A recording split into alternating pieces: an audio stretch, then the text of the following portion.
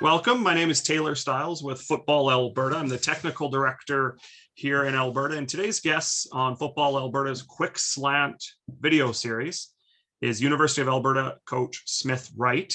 Coach Wright, how are you doing today, sir? Good, thank you. How are you? Great, thanks. Smith is currently the special teams coordinator, but today he is chatting on his other role with the team as the strength and conditioning coach. So tell us a little bit about your past. I know you were a player and you've now joined the coaching staff and worked your way up to special teams coordinator, but how did you get into the strength and conditioning world? It started very early in my university career. I figured out that I was very interested in the development and the growth of the human body. So how the body reacts to the different stressors that strength and conditioning in this kind of particular aspect can apply. So I dove deeper and deeper as I got stronger and stronger, but then really found my love for it later in my career. Great. Today's topic we're going to chat a little bit about is off-season training for bantam and high school age players specifically, as they are 14, 15, 16, 17 years old and have a goal of trying to play for the Bears or the Dinos or elsewhere post-secondary. Some high schools have some great programs where they're in the gym 3-4 days a week, but let's focus our attention maybe on some of the smaller programs or that they don't have the resources available. What are some, couple main goals or objectives for these young athletes between December and August in the off-season training? What are some highlights where maybe you want to talk about? Well, I think the biggest thing to consider is if those individuals are truly interested in playing kind of after bantam, after high school, and where they want to be upon graduation from those programs.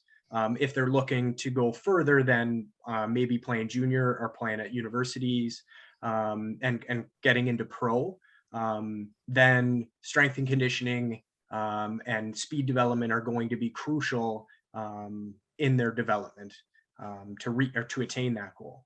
But the be all and the end all is strength and conditioning and speed will increase or will just increase the chances of those players to be successful on the field. So it's not the happy magic juice that will all of a sudden take you all the way to pro. It just allows you to compete and continue to compete your way through your career. What are some of the kind of differences in terms of strength and conditioning? Obviously, strength and speed can be one, agility for football players. What are some of the key three focuses where in the offseason they should be really focusing their attention on it? And maybe that's position-based as well? So for this talk, let's just say we're going to separate the sport from the off-season. So now we're not going to talk about specific football drills that can be done on the field. Instead, we'll talk about speed development. We'll talk about agility, like you said, or change of direction. And then it can be strength and power development or through exercises kind of done on the field or done within the gym. Okay, so what does a week look like for some of these athletes? How many days should they be in the gym or running? Or do you have any examples or anything you kind of want to walk us through? So I've put together kind of an introductory 8-week program that can be shared at the end of this. So I can show that, but just before I get too far into that, I built the 3-week program with the intention behind kind of accommodating everybody's schedules. So that that's obviously number one. If you cannot make the 4, 5, 6 a day week training program, then it's going to get very difficult, okay, to kind of manage life. But then the next talk or kind of touching point is going to be their training age. So, and by training age, I mean kind of your chronological age within the gym or on the field. That's also going to be vitally important in how many times you're going to be exercising throughout the week. Okay, so I'll share it quickly. Yeah, great. So then, yeah, like you can see the 3 days and how it's split up there. The Monday, Wednesday, Friday. It's about as simple as you can as you can make it. But then starting with like a generic warm up and then a particular focus of that day.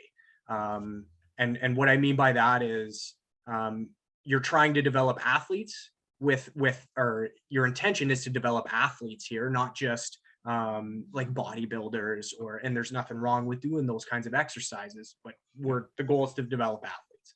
So the focus for day one is complete like lower body, talking about hamstrings, quads, core, glutes, everything that's kind of vitally important for both change of direction, sprinting, and then being strong. Where we go to Wednesday, if I scroll over just a touch. Now it's we're looking at upper body, okay, and the development of kind of our push, our pull, shoulders, biceps, chest. We can go into way more detail later on if people are interested. But then day 3 is now putting together it's a whole body lifting day, but we're kind of pulling down on the intensity a little bit. Okay. Less reps, maybe more weights. Is that kind of what you're saying? Kind of, yeah. So it would be a little bit of a lighter weight. The rep range still stays the same, but it's about moving effectively and moving efficiently. Okay. Do you at this age and do you recommend 3 days a week, or is it maybe a fourth day where they're doing something else, or what would be a goal for these players? It ties right back into training age again. So I don't have a definitive answer. If the individuals have been working out or training or being a part of kind of a gym or an exercise regime in any sort of capacity, their training age is higher than those that are just brand new to it. So the great starting point is 3 days a week. It gives them lots of time to recover and the ability to focus on maybe some change of direction or sprinting drills on those days off. Well, we won't go on too long. You are willing to share that program, which is amazing. Thank you, Coach Wright. I just do have two last questions, and we won't go too into detail, but it did look like you had tabs all the way there for, you said, an 8-week program, which thank you for sharing that. I know it's hard and this is an off-season training, but something great about football is there's all sorts of different body types that are allowed to play our sport and encouraged to play our sport. And, there are linemen, the bigger dudes sometimes. Would there be a different focus for them compared to, maybe me who's a receiver, more a skilled position potentially? And I think that kind of ties back into what we just finished on about training age, and how I want to try and separate the two. So the sports within or from the physical development side of that. I think there's lots of opportunity to do that later on, but it may not be needed as much early on in their both training and playing careers. It's just picking up weight and putting it back down is going to be huge for their physical development. Great.